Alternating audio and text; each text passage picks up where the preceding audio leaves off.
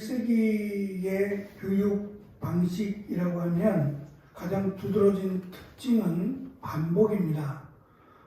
반복해서 교육하는 것을 가장 중요하게 여겼기 때문이고, 또 한 가지는 잃어버리지 않기, 잊어버리지 않기 위한 방법이 반복해서 가르치는 교육입니다. 지금 우리가 읽은 말씀은 앞에서 요한 1서에서 뿐만 아니라 또 요한복음에서도 우리가 자주 만나게 되었던 내용이라고 할 수 있을 겁니다. 이렇게 반복해서 강조하는 이유는 그것이 그만큼 중요하다라고 하는 내용일 것이고, 또 한 가지는 획일적인, 일률적인 내용이다. 그러니까 내용이 자주 바뀌지 않는 그런 우리가 꼭 기억해야 될 만한 내용임을 강조하기 위해서일 겁니다. 요한은 오늘 말씀 4절에 보면 내가 심히 기쁘다라고 하는 말을 합니다. 그냥 기쁜 것이 아니라 굉장히 특별하게 기쁘다라는 것을 드러내고 있는데요. 그 이유는 지금 이 편지를 받는 믿음의 공동체의 앞에서 말한 부녀와 자녀 가운데 진리를 행한 너희 자녀 중에 일부를 지금 요한이 만났다는 겁니다. 어디서 어떻게 만났는지를 구체적으로 밝히지는 않습니다. 그가 왜 요한을 만나게 되었는지 그것도 알 수 없습니다. 대부분은 요한 3서에서 등장하는 인물인데요. 가이오라고 하는 아마 그가 요한을 찾아왔을 가능성을 제기합니다. 요한을 찾아와서 지금 당하고 있는 여러 가지 일들을 전하기 위해서 지금 사도 요한을 찾아왔을 것이다 라고 주장을 합니다만, 어쨌든 누군지는 정확하게 알 수 없어요. 알 수 없지만 그를 만나고 그가 하나님의 아들 예수님을 하나님의 아들로 확신하는 그 믿음을 요한이 보고 심히 기뻤다라고 하는 그런 표현을 하고 있다는 것은 우리가 알 수 있습니다. 자녀와 부녀, 부녀와 자녀, 부녀의 자녀들이라고 이 편지를 받는 수신자들을 설명하면서 그들이 억울한 일을 당했고 또 이 적그리스도라고 하는 자들로부터 미혹을 받았다라는 내용까지 전해 들었습니다. 그리고 그것 때문에 내가 너희를 곧 만나게 되겠지만 그럼에도 불구하고 짧은 이 한 장의 편지를 지금 전하는 것은 누구라도 한 사람이라도 미혹되는 일에 빠지지 않게 하기 위한 요한의 마음이었습니다. 어쨌든 그 어려운 가운데 또 사회적으로 연약한 가운데 있는 이 부녀들의 자녀 가운데 요한이 만나게 된 그는 구원에 대한 또 예수 그리스도를 하나님의 아들로 믿는 믿음이 있었다라는 것으로 인해서 요한은 기뻐합니다. 최근에 만나게 된 목사님이 있는데 그 목사님 저보다 한 살이 많으세요. 한 살이 많은데 작년에 목사 안수를 받으셨어요. 그 50대가 훨씬 넘어서 목회자의 길을 걷게 됐는데요. 그 전에는 장로님이셨어요. 몇 세의 장로님이 되셨는지는 모르겠지만 쭉 장로님의 일을 하시다가 은퇴하신 목사님이 권면을 하셨대요. 3번에 걸쳐서 목사님이 장로님에게 목회자의 길을 가라고 권면을 하셨대요. 그때마다 목사님 저는 부족해서 제가 이 길을 저는 그냥 장로로 섬기겠습니다라고 계속 이렇게 목사님한테 말씀을 드렸대요. 근데 목사님이 어려움을 좀 겪으시고 이제 풍이라 그래야 됩니까? 반 정도가 몸의 반에 풍이 오셨대요.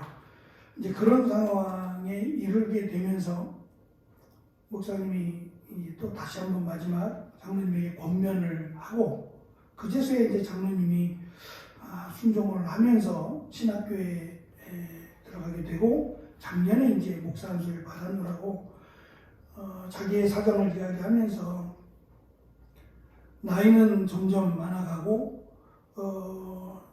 이게 말씀을 아는 것은 적고 또 교회가 한 30명 정도 된답니다. 우이동 쪽에 있는 교회인데 목사님은 이제 사모님이 지역아동 센터의 센터장이고 목사님도 이제 장로님으로 일할 때는 같이 그 센터에서 일을 하셨대요.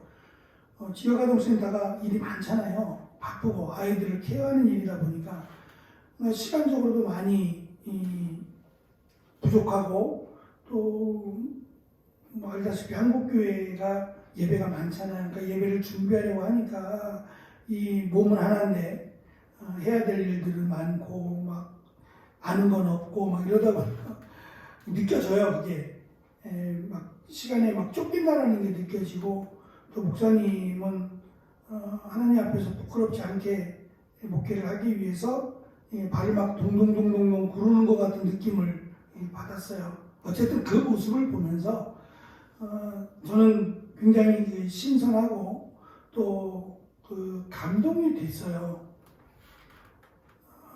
알면 더 얼마나 알겠으며 그 하나님을 향한 그 마음이 하나님 보시기 어떨까라는 생각에 저는 오히려 감동이 되었어요. 하나님 보시기에 참 좋으시겠다라는 생각, 그러니까 그 마음으로 목회를 이제 뭐 열심히 해도 10년인데 금방이잖아요. 10년이라는 시간이 먼 시간은 아니잖아요.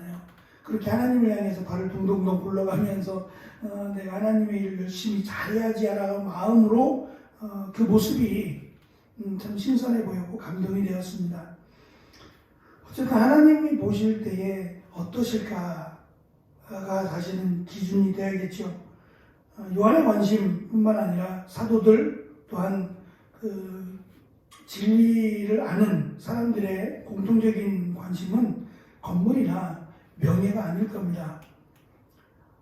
세계에 우리보다 먼저 복음을 받아들였고 그 복음으로 세워진 수많은 나라와 교회들을 돌아보면 지금 뭐 거의 대부분 그 아름답게 지어진 교회가 카페가 되어지고 술집이 되어졌다는 거예요. 성지순례 외국에 있는 이스라엘이 아닌 뭐 미국이나 또 영국이나 이렇게 우리보다 먼저 세워진 교회들을 방문해보면 그 방문했던 목사님들이 한결같이 가슴을 쓸어내리면서 우리도 얼마 남지 않았다고 우리도 곧 이러한 모습을 보게 될 수도 있다라고 하는 경고를 이렇게 말합니다. 정말 아름답게 지어진 교회래요. 수백 년 전에 지어진 아름답게 크지도 않지만 그 아름답게 지어진 교회가 대부분 카페로 대부분 술집이 되어버렸어요. 이 말은 믿음의 사람들이 없다는 얘기죠. 어르신들을 제외하고 점점점 젊은 세대, 이 아이들 세대가 믿음의 길을 걷지 않는다는 얘기일 겁니다. 지금 한국을 보면 딱 그렇지 않습니까?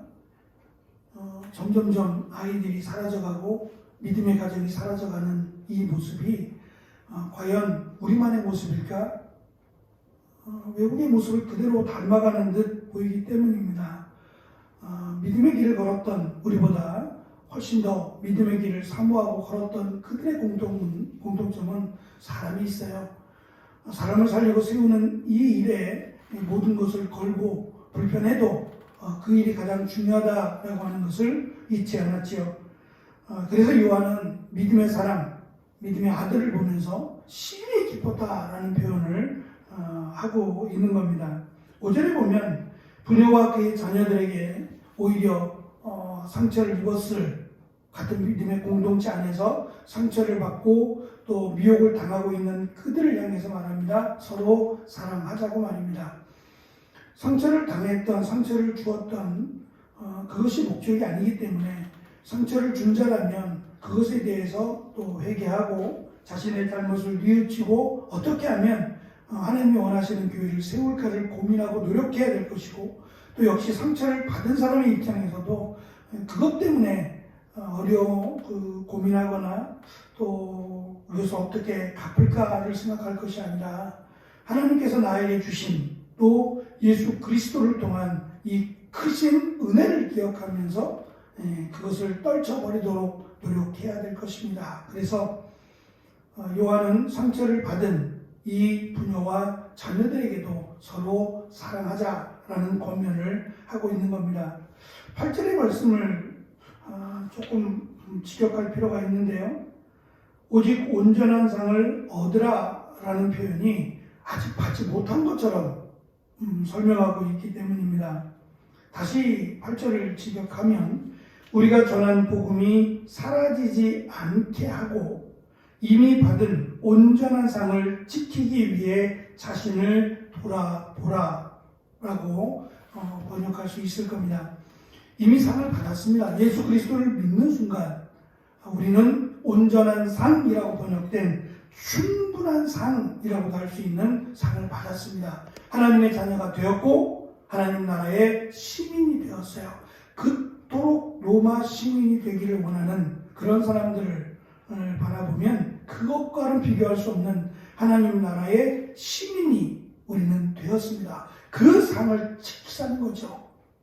온전한 믿음으로 그 상, 이미 받은 상을 지키기 위해서 자신을 돌아보라는 겁니다. 미워할 수 있고 시기할 수 있어요. 인간이니까 연약하니까 그럴 수 있어요. 그런데 이제 그렇게 함으로 나에게 돌아오는 것은 은혜가 아닙니다. 받은 은혜, 예수 그리스도로부터 하나님으로부터 받은 은혜를 생각하면 내가 조금 불편하고 내가 조금 아쉽다고 할지라도 그것 때문에 나의 믿음을 놓쳐버리는 일이 생겨서는 안 될 겁니다. 그것은 결국 내가 잃어버리게 되는 거기 때문에 내가 공격을 당한다 할지라도 하나님께로부터 받은 은혜와 사랑을 기억한다면 오히려 덮어주고 안아줄 수 있는 그런 모습이 돼야 될 것입니다. 그것이 앞에서 설명한 그 하나님의 은혜, 하나님의 긍휼, 그리고 하나님의 사랑을 받은 자의 삶의 모습이라고 할 수 있을 겁니다. 믿음을 지킨다는 것은 예수님을 하나님의 아들로 믿는 믿음의 확신을 갖는 것이며 또 받은 은혜를 깨닫고 실천하는 것이다 라고도 말할 수 있을 겁니다. 믿음이라고 하는 것은 문자화된 획일화된 그런 모습이 아니라 역동적인 우리의 삶으로 받은 사랑을 드러내며 살아가는 모습이라고도 할 수 있을 겁니다. 어쨌든 우리가 늘 고민하고 노력해야 될 부분은 다른 사람과의 그 관계 속에서 믿음의 공동체 안에서 다른 사람과의 관계 속에서 상처를 안 받으면 더 좋고요. 받은 상처를 사랑으로 잘 받은 사랑으로 잘 치유할 뿐만 아니라 나를 온전하게 세워서 나를 돌아보고 믿음의 자리에서 흔들리지 않고 받은 사랑과 은혜를 나누며 살아가는 모습이라고도 할 수 있을 겁니다. 초대교회조차도 이것이 쉽지 않았다면 지금 현대를 살아가는 우리의 모습도 쉽지는 않을 겁니다. 그래서 더 우리가 기도하며 하나님의 은혜 가운데 살기 위해서 더 부단히 노력해야 될 것입니다. 오늘도 주신 삶 속에서 받은 은혜, 또 믿음, 흔들리지 않는 믿음으로 받은 은혜를 기억하며 감사함으로 살아가는 귀한 하루가 되시기를 축원합니다. 기도하겠습니다.